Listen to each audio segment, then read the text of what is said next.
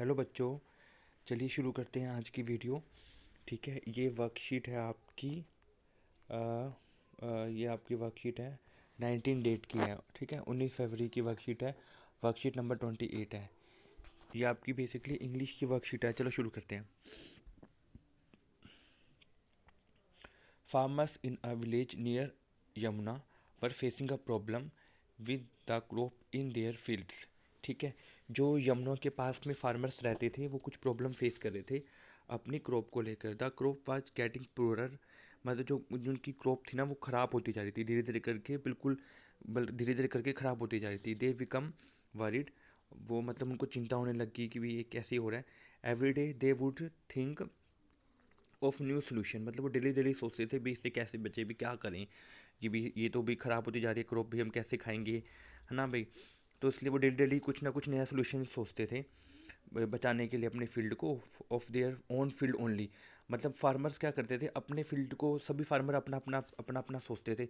भी जैसे एक फार्मर सोचता था कि भाई मैं तो स्केर करो लगा दूंगा। एक फार्मर सोचता है कि मैं मैन्योर मतलब खाद वगैरह लगा देता हूँ।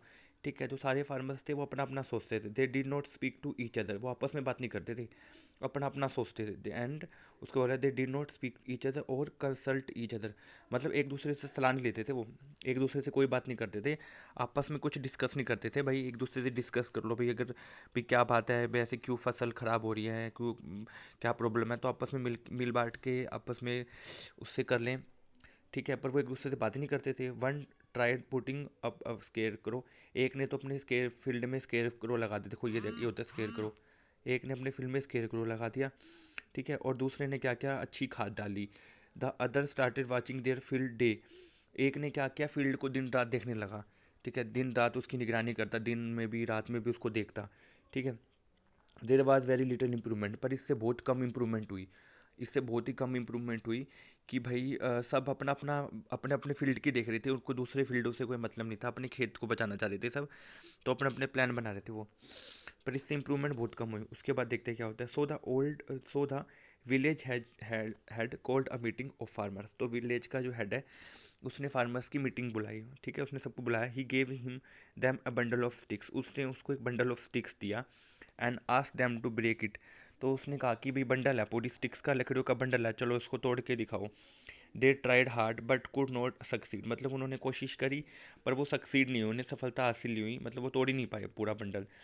The village had said together you are stronger and work better than you do alone, उन फिर उसने विलेज के हेड ने उनको समझाया, जब आप इकट्ठे काम करते हो ना, इकट्ठे काम करके आप बहुत ही अच्छे से काम कर सकते हो, बजाय इसके कि आप अकेले अकेले काम करो। अकेले अकेले मतलब वो सब अपना अपना सोच रहे थे, ये नहीं कि आपस में मिल मिल के बात कर ले, है ना, उससे और अच्छे से प्रॉब्लम का सोल्व कर सकते हैं।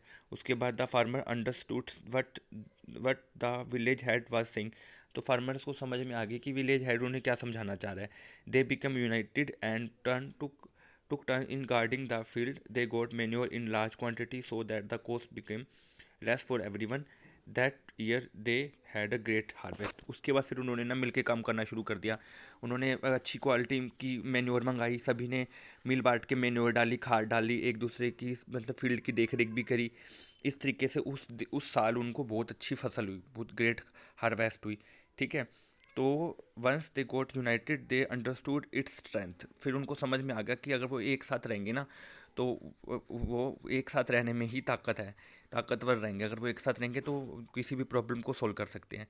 ठीक है, तो ये थी स्टोरी, काफ़ी अच्छी स्टोरी थी। इसके बाद फर्स्ट एक्टिविटी बोल रही है कि underline the difficult word in the story, find there meaning with the help of their your teacher. मतलब इसमें देखो डिफ़िकल्ट वर्ड मैंने कुछ कुछ का रखे हैं, जैसे कंसल्ट हो गया, इम्प्रूवमेंट हो गया, मैन्योर हो गया, स्ट्रेंथ हो गया। आप चाहो तो और भी कर सकते हो, देखो मैंने हिंदी में भी लिखा हुआ है, कंसल्ट मतलब सलाह, इम्प्रूवमेंट मतलब सुधार, मैन्योर मतलब खाद, और स्ट्रेंथ मतलब ताकत। ठीक है, तो मैंने लिख दिए हैं, आपको अगर और लगे तो आप वो भी लिख सकते हो। उसके बाद मनीषा और फार्मर के बीच में बात हो रही है। मनीषा एक रिपोर्टर है और वो फार्मर से और विलेज हेड से कुछ बात कर रही है। चलो देखते हैं।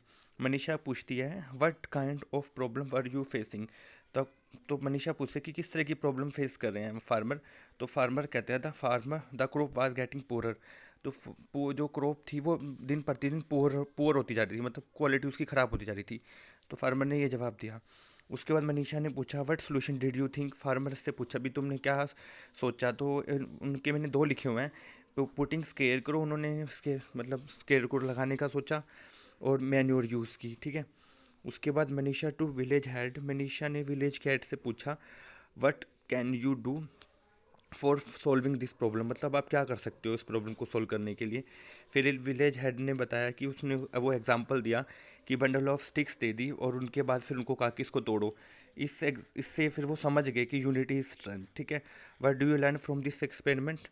फार्मर्स को पता लगा कि यूनिटी इज स्ट्रेंथ, की यूनिटी में ही स्ट्रेंथ है, यूनिटी में ही ताकत है। फिर उनको ये चीज़ समझ में आने लगी, और फिर वो मिल के अपनी खेती करने लगे और मिल के रहने लगे, ठीक है। तो यूनिटी स्ट्रेंथ, ये था इसका मेन मॉरल। आई होप आपको समझ में आ गई होगी स्टोरी। जो भी इसके क्वेश्चन आंसर हैं वो बिल्कुल नीट एंड क्लीन करना, ठीक है। धीरे धीरे करके बिल्कुल साफ साफ नोटबुक में करना, सुंदर सुंदर नोटबुक में करना, ताकि टीचर को चेक करने में प्रॉब्लम ना आए, ठीक है। सुंदर सुंदर करना। चलो नेक्स्ट वीडियो में मिलते हैं। चाहे तो चैनल को सब्सक्राइब भी कर सकते हो, ताकि नेक्स्ट वीडियो का आपके पास नोटिफिकेशन आ जाए, ठीक है।